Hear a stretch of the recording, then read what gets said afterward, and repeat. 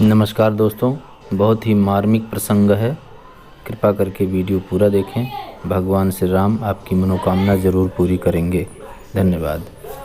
जहाँ अभिषेक अम्बुद छा रहे थे, मयूरों से सभी मुद पा रहे थे, वहाँ परिणाम में पत्थर पड़े यूं, खड़े ही रह गए सब थे खड़े ज्यों।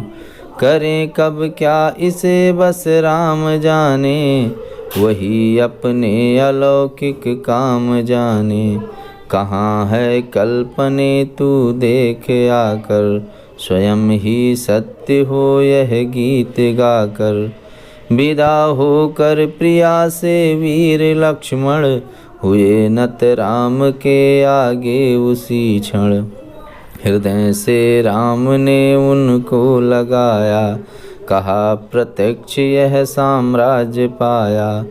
हुआ सौमित्री को संकोच सुन के, नयन नीचे हुए तत्काल उनके।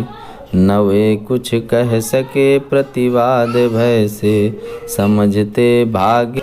आप सबसे निवेदन है, कृपया वीडियो को लाइक और सब्सक्राइब ज़रूर करें। धन्यवाद।